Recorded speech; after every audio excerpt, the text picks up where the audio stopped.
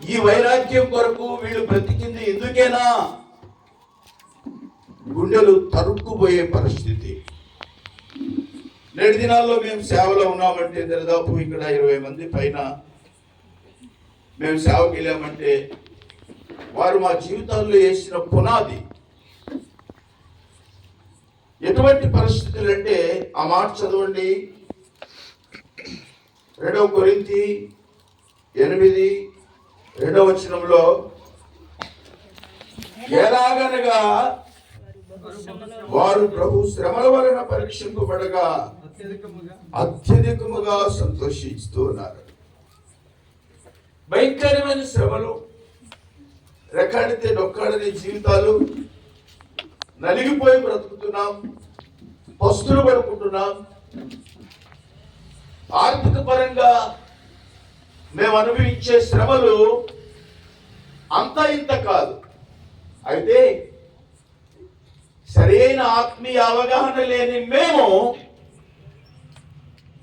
ఎంతో అపార్థం చేసుకొని బాధపడ్డాం. కానీ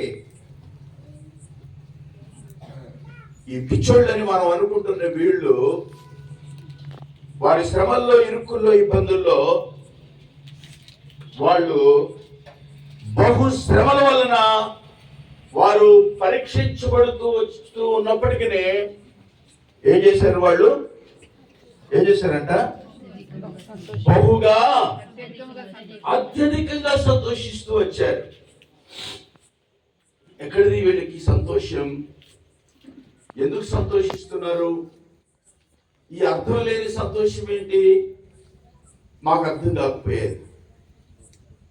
మా తండ్రుల తల్లుల వారి త్యాగపూరితమైన ఆత్మీయ జీవితం ఎంత గొప్పగా ఉందంటే ఈరోజు మేము అనుభవిస్తుంటే మాకు అర్థమవుతా ఉంది. మేము అమ్మ కూర్చోండి తల్లి, అమ్మ సిస్టర్ గారు మీరు కూర్చోండి.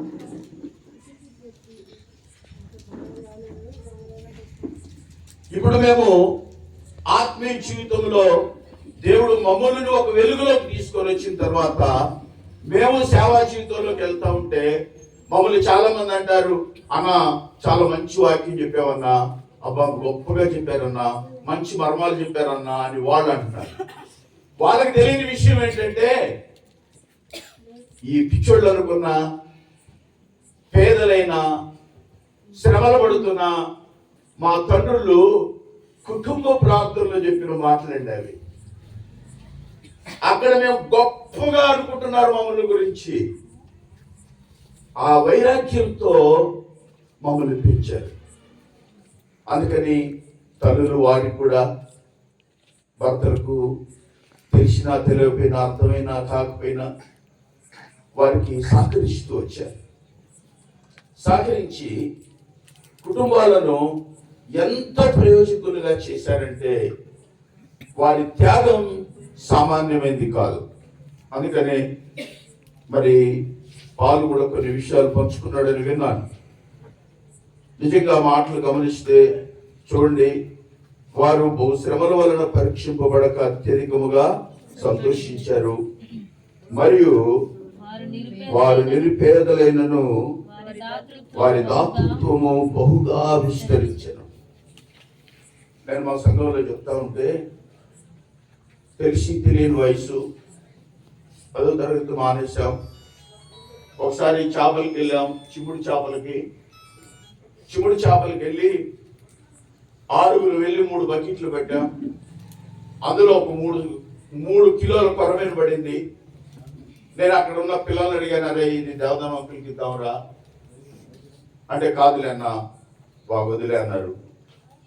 నేనేం చేశానంటే ఒక్కొక్కడికి 6 బకెట్లు చేపలు పంచి ఒక పెద్ద చేపను ఒక పక్కన భాగం వేసి దాని పక్కన ఈ రాత్రికి మాకు కూరకు సరిపోయిన చేపలు పక్కనేసి తీసుకొని రా అంటే దీని జోలికి ఒక్కడు రాలా. ఏం తీసుకొని పోయారు? ఒక్కొక్కడు ఎన్ని చేపలు తీసుకుపోయారు? 60 బకెట్లు తీసుకెళ్ళారు. నేను వచ్చి మా ఇంట్లో చేపలు పడేసి దైవజనుడి దగ్గరికి వెళ్ళి, ఏం తెలియదు ఆ రోజుల్లో మాకు, వాళ్ళని నేర్పేరు చేశాం అంతే. ఆ చేపను వృద్ధి ముక్కలు కోసి దైవ సేవకుడికి ఇచ్చి వచ్చి మా నాన్నగారికి చెప్తే ముద్దు పెట్టుకుని, బిడ్డ నీ జీవితాలతో ఇట్లే బ్రతుకురా, దైవజనుల పక్షులు ఇట్లే జీవించరా అని చెప్తే మాకు ఈ తెలియని హృదయాలకు మా తల్లిదండ్రుల పెంపకం, ఆ వైరాగ్యం, ఆ సమర్పణ ఎక్కడి నుంచి వచ్చింది? ఈరోజు నేను సేవ చేసే సంఘంలో మోకరించి ఒక్కడే దేవుడిని ఆరాధించి ప్రార్థన చేసుకునేటప్పుడు ఈ ఘట్టం నా దృష్టికి వచ్చినప్పుడు, ప్రభువా నేను ఎలా చేయగలిగాను? నాకు ఎలా మనసు వచ్చింది? ఆ జ్ఞానం నాకు ఎక్కడిదయ్యా? ఎందుకు చెప్తున్నానంటే తల్లిదండ్రుల పెంపకం యొక్క క్రయం, విలువ రుచిస్తున్నప్పుడు మా గుండెలు పగిలిపోతా ఉన్నాయి. అట్లా ఇతరులు మా తండ్రులకు సహకరించారు, సమర్పించుకున్నారు. ఎంతగా సమర్పించుకున్నారంటే ఎన్ని విషయాలు చెప్పగలం. ఆత్మీయంగా మాకు రక్షణ లేనప్పుడే, పాప క్షమాపణ లేనప్పుడే, సంఘం పక్షంగా, దైవజనుల పక్షంగా ఏ విధంగా బ్రతకాలి అనేది మా తండ్రులు తల్లులు నేర్పుతూ వచ్చారో అపోచ్చిరమండి. ఇప్పుడు తలుసుకుని ఓరు నేడుస్తున్నాం. మా సంఘాల్లో ఎలా పెంచగలిగారు వీళ్ళు? వీళ్ళ త్యాగం ఏంటి అర్థం కాని పరిస్థితి. అలాగున గమనిస్తే చూడండి, ఆ మాట 2వ వచనం చివరి భాగంలో, మరియు వారు నిరుపేదలైనను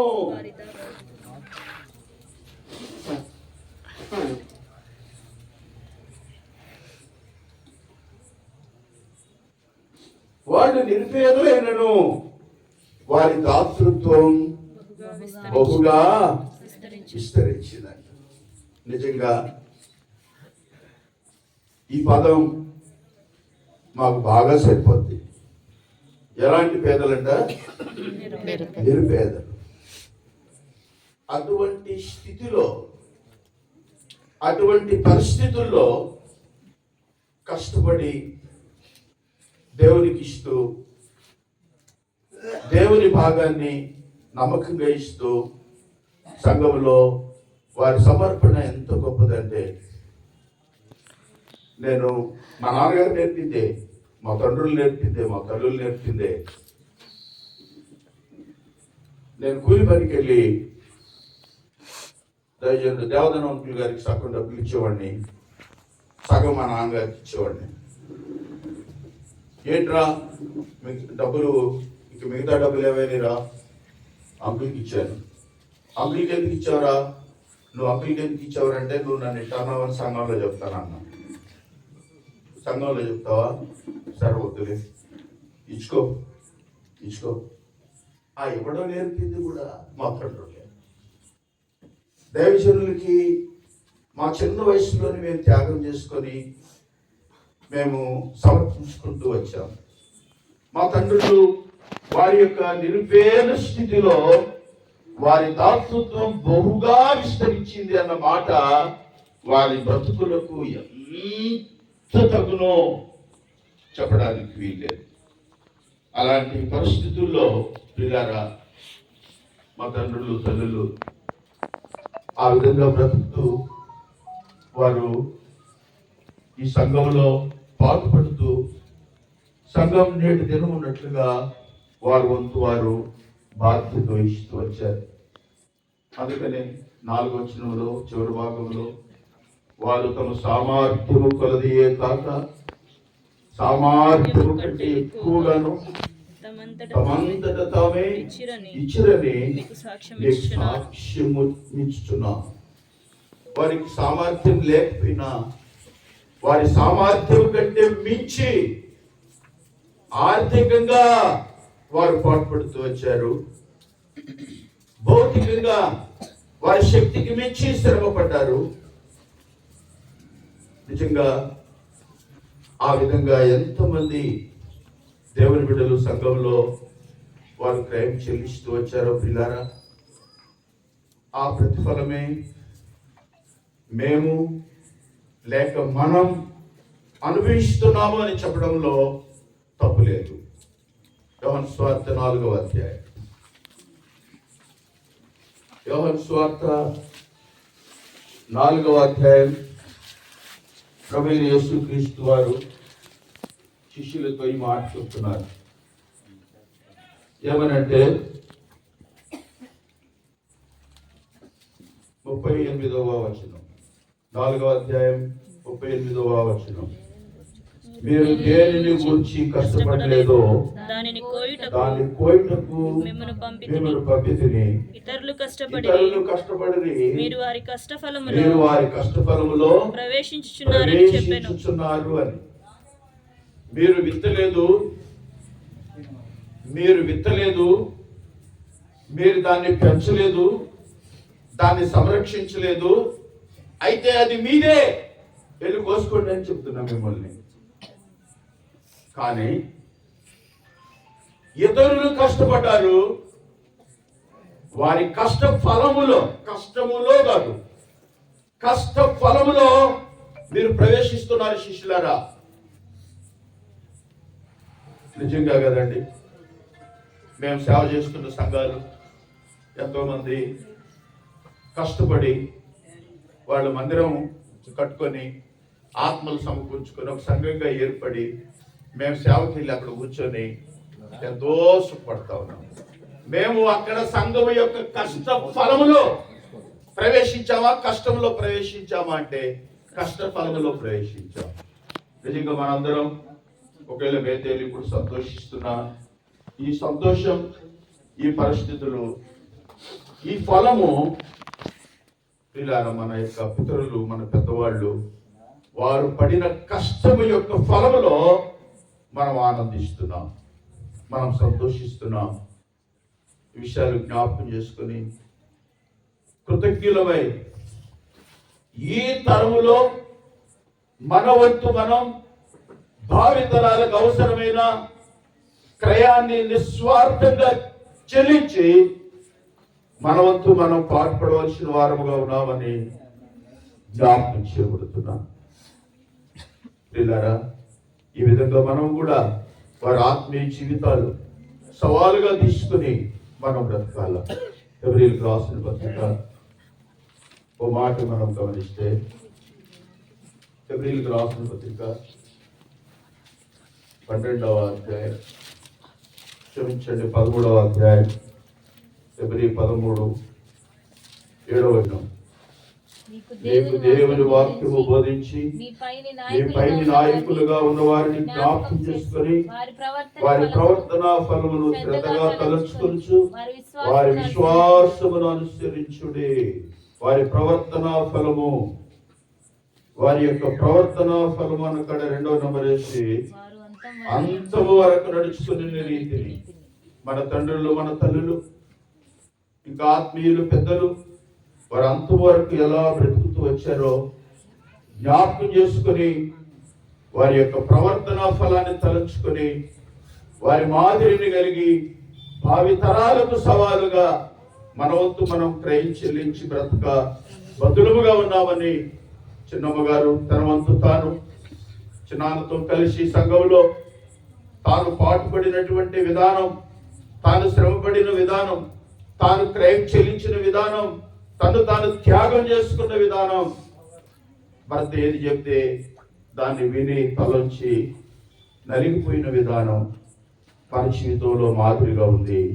భావితరాలకు మనం అలా బ్రతకాలని ఆమె మరణం ద్వారా మనం హెచ్చరించబడుతున్నాం. పిల్లారా, తర్వాత వారి యొక్క జీవితాన్ని సవాలుగా తీసుకొని మన వద్దు మనం మాదిరిగా పెట్టుకుని బ్రతుకుతూ భావితరానికి మనం చనిపోయినప్పుడు, మనం మరణించినప్పుడు ఇతరులు, మన తర్వాత వారు మన గురించి సాక్ష్యం ఇచ్చే విధంగా మన జీవితం ఉండడం ఎంత క్షేమం.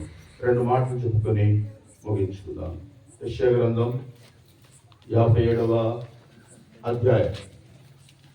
యెషయా గ్రంథం 57వ అధ్యాయం. మరి మనం గమనిస్తే దేవుడు తన భక్తులైన వారి విషయంలో ఈ విధంగా సెలవిస్తున్నాడు. నీతిమంతులు నశించుట చూచి ఎవరును మనస్సున పెట్టరు. చిన్నమ్మ మనలో పిలువబడ్డారు, లేక మన పితరులు పిలువబడ్డారు. వారికి తిట్టడానికి ఉందా లేదా, భవంతులు ఉన్నాయా లేవా, లక్షలు బ్యాంక్ బ్యాలెన్స్ ఉందా లేదా, లేదా ఈ గ్రామంలో ఊరంతా వారిని పొగుడుతున్నారా లేదా, ఇది కాదు ముఖ్యం. వారు నీతిమంతులు, నిశ్చయంగా వారు నీతిమంతులు. నీతివంతమైన జీవితం అన్ని పరిస్థితుల్లో కలిగి వారి యాత్ర ముగించారు. దాన్ని ఎవ్వడు మనసును పెట్టడు. మనసును పెట్టినోడు ఎవడయ్యా అంటే నీతిమంతుడు కానివాడు. మనసును పెట్టినోడు ఎవడంటే నీతిమంతుడు కానివాడు. వారు భక్తులైన వారు కొనిపోబడుతున్నారు అనే మాట మనందరికి తెలుసు. తీసుకొని పోబడుతున్నారు, ఎవరో తీసుకొని పోయారు. ఆ విషయానికి వస్తే దేవుని పరిశుద్ధ గ్రంథంలో మనకున్న ఆధారం, పేద లాజరు చనిపోయినప్పుడు ఎవరు తీసుకెళ్లారంట? దేవదూతలు వచ్చి ఆయన తీసుకొని వెళ్ళారు. నిశ్చయంగా ఖచ్చితంగా ఏ పరిస్థితుల్లో చనిపోయినా ఆమె నీతిమంతురాలుగా దేవదూతల చేత కొనిపోబడిన సందర్భాన్ని మనం జ్ఞాపకం చేసుకోవాల్సిందే. ఒకవేళ ఆమె నీతిమంతురాలు కాదండి, దేవదూతలు కొనిపోలేదండి అని అంటే ఏ సందేహం లేదు, అది నీకు తెలియదు. దాని అర్థం ఏంది? కొనిపోలేదని ఎవరనంటే, నీతిమంతురాలు కాదని ఎవరనంటే నీకు తెలియదు. ఒక నాస్తికుడు దేవుడు లేడు అని అన్నప్పుడు ఒక ఆయన అన్నాడు, దేవుడిని ఎరిగినైనా, అయ్యా దేవుడు లేడు అంటున్నావు కదా, ఈ భూ ప్రపంచంలో అన్ని విషయాలు నీకు తెలుసా అంటే, అన్ని విషయాలు ఎవరికి తెలుస్తాయి అండి? నాకు తెలియదు అన్నాడు. అన్ని విషయాలు నీకు తెలియదు కదా, నీకు తెలియని విషయాల్లో ఇది ఉంది. ఏంటది? దేవుడున్నాడు అనేది ఉంది, నీకు తెలియదు. భక్తులు దేవుని బిడ్డలు పేదరికంలో సమర్పణ కలిగి త్యాగం చేసుకొని వారున్న పరిస్థితుల్లో నీతివంతులుగా బ్రతుకుతూ వచ్చారండి. నీతిమంతులుగా వారి యాత్ర ముగిస్తూ వచ్చారు. ఎవరికి అర్థమైనా కాకపోయినా అదే నిజం. తర్వాత మూడవ మాట, కీడు చూడకుండా నీతిమంతులు కొనిపోబడుచున్నారని ఎవరికి తోచదు, వారి విశ్రాంతిలో ప్రవేశించుతున్నారు. ఇప్పుడు చిన్నమ్మ కీడు చూడకుండా, ఏ కీడు భూమి మీద అనుభవించకుండా, ఇక తన జీవితంలో ఏ కీడు తనకు సంభవించకుండా వారి యాత్ర ముగించి విశ్రాంతిలో ప్రవేశించారు. విశ్రాంతి తీసుకుంటున్నారు దేవుని దగ్గర. మా నాన్నగారు చనిపోయినప్పుడు మేమందరం ఏడుస్తా ఉన్నాం. తిమోతికి ఒక మాట చెప్పారు, పిచ్చోళ్ళు మీరు అందరూ ఏడుస్తున్నారు, కానీ అదే జీవానందాన్ని దేవుడు పిలిచి, అయ్యా జీవానందం, నీ కొరకు 100 మంది పైన ఏడుస్తున్నారయ్యా, నువ్వు మళ్ళా భూలోకంలోకి వెళ్ళు, 10 సంవత్సరాలు బ్రతుకు అని అంటే ఏమంటాడంట? అయ్యా వాళ్ళని ఇక్కడికి రమ్మను, నేను అడిగాను. ఎందుకు? అక్కడి నుంచి ఎవరికి రాబోద్ది? భూమి మీదకి కీడున్న భూమి మీదకి, శ్రమలున్న భూమి మీదకి, రోగాలున్న భూమి మీదకి, కష్టాలు, ఇరుకులు, ఇబ్బందులు ఉన్న ఈ భూమి మీదకి ఎవరికి రాబుద్ది అవుతుంది? ఇప్పుడు అమ్మ కొరకు కూడా మనం ఏడుస్తాం. అయితే ఒకవేళ అమ్మనే దేవుడు ఇక్కడ పంపిస్తానంటే ఏమంటది? వాడు యోహాన్ గడు పాడుగాను, మోషే గడు పాడుగాను, ఈ షుగర్ పాడుగాను, ఈ రోగాలు పాడుగాను, నేను వెళ్ళనయ్యో అంటారు. ఇప్పుడు విశ్రాంతిలో ఉన్నారు, విశ్రాంతి తీసుకుంటున్నారు. పిల్లారా, 2వ వచనం, వారు విశ్రాంతిలో ప్రవేశించుతున్నారు. తమకు సూటిగానున్న మార్గం నడుచువారు తమ పడకల మీద పరుండి వారి విశ్రాంతి తీసుకుంటున్నారు. ఒక మాట చదువుకుని ముగించుకుందామా? కీర్తన గ్రంథం 116. కీర్తన గ్రంథం 116. ఏడో వచనం, నా ప్రాణమా యెహోవా నీకు యెహోవా క్షేమం నీకు విస్తరింపజేసి క్షేమం విస్తరింపజేసి ఉన్నాడు, తిరిగి నీ విశ్రాంతిలో ప్రవేశింపు. భక్తుడు చెప్తున్నాడు తన ప్రాణంతో, నా ప్రాణమా దేవుడు నీకు క్షేమం విస్తరింపజేశాడు. చాలా కష్టపడుతున్నావు భూమి మీద, తిరిగి నీ విశ్రాంతిలో ప్రవేశించుము. పిల్లరా, మనం వెలుగుదము. ప్రభు దగ్గర నుండి వచ్చాం, ప్రభు దగ్గరికి వెళ్ళాలి. ప్రభు దగ్గరికి వెళ్ళినప్పుడు దేవుడు అనుగ్రహించే విశ్రాంతిలో మనం యుగాలు ప్రభుతో సంతోషంగా ఉండాలంటే ఇక్కడికి చేరికూడి వచ్చిన పిల్లారా, బిడ్డలారా, అమ్మాయ్య, మా గ్రామస్తులారా, ప్రభు యేసుక్రీస్తు వారిని నిజంగా నీ సొంత రక్షకుడుగా అంగీకరించావా? నీ పాపాలు క్షమించబడ్డాయా? ప్రభు రక్తములను కడిగి శుద్ధీకరించబడ్డావా? యథార్థంగా నీతివంతంగా ప్రభు కొరకు జీవిస్తున్నావా? నీ జీవితంలో ప్రతి దినం అనుక్షణం వాక్య వెలుగులో బ్రతకడానికి ప్రయత్నిస్తున్నావా? దేవునితో, దైవజనులతో, సంఘముతో, వాక్యముతో, దేవునితో ఆత్మ సంబంధమైనటువంటి సంగతులతో బాంధవ్యం కలిగి బ్రతుకుతున్నావా? లేకపోతే నీకు తెలిసిన క్రైస్తత్వమే ఇదే క్రైస్తత్వం అనుకుని నీ ఇష్టానుసారంగా జీవిస్తున్నావా? పరీక్ష చేసుకో. ప్రభువైన దేవాది దేవుడు 2024 సంవత్సరాల పూర్వం మానవుడికి ఈ లోకములోకి వచ్చి సిలువలో బలి అయి గాయపరచబడి పరిశుద్ధ రక్తాన్ని కార్చి మరణించి సమాధి చేయబడి మృత్యుంజయుడే సజీవుడుగా తిరిగి లేచి జన్మతః కర్మతః పాపము నుండి క్రైస్తవేతర జీవితము నుండి నామకార్థ క్రైస్తవ జీవితముల నుండి నిజమైనటువంటి ఆత్మీయ జీవితాన్ని అనుభవింప చేయడానికి ఆయన సిలువలో బలి గాయపరచబడి పరిశుద్ధ రక్తాన్ని కార్చి మరణించి సమాధి చేయబడి మృత్యుంజయుడే సజీవుడుగా తిరిగి లేచాడు. ప్రభువా, నేను పాపిని క్షమించు, మీ రక్తంలో కడిగి శుద్ధీకరించు, పవిత్రపరచని ప్రార్థిస్తే ప్రేమగల దేవుడు నిన్ను క్షమిస్తాడు. ఆయన రక్తంలో కడిగి శుద్ధీకరిస్తాడు. నిజమైన క్రైస్తవ జీవితం అనుభవింపజేస్తాడు. ఈ లోకంలో నువ్వు చనిపోయిన ఈ యుగాలు ప్రభుత్వం ఉండేదాని కొరకై నువ్వు కొనుక్కోబడతావు. తన యాత్ర ముగించిన అమ్మ తన యొక్క భౌతిక దేహం ద్వారా దేవుని వాక్యాన్ని ఆధారం చేసుకొని ఈ సంగతులు మనతో మాట్లాడుతూ ఉంటుండగా రక్షణ విషయంలో, పాప క్షమాపణ విషయంలో, ఆత్మీయ జీవిత విషయంలో, త్యాగపూరితమైన బ్రతుకు విషయంలో, మాదిరి కలిగి జీవించే విషయంలో, నిన్ను నీవు ప్రభు కొరకు నలగొట్టుకుని సమర్పించుకుని జీవించే విషయంలో పట్టుకోలేకపోతే, వద్దంటే కాదంటే, ఇంత గొప్ప రక్షణను నిర్లక్ష్య పెట్టింది, ఇంత గొప్ప రక్షణ వార్త నిర్లక్ష్య పెట్టింది, ఇంత గొప్ప రక్షకుడిని నిర్లక్ష్య పెట్టింది, ఎలాగో తప్పించుకోలేవు. యుగాలని పాపపు శిక్ష అనుభవించుకున్నావు. ఇదే మీకు అనుకూలమైన సమయం, ఇదే రక్షణ దినం. ప్రభువైన యేసుక్రీస్తునందు విశ్వాసం ఉంచుము, అప్పుడు నీవును నీ ఇంటి వారును రక్షణ పొందుదురు. ప్రభు వాక్యాన్ని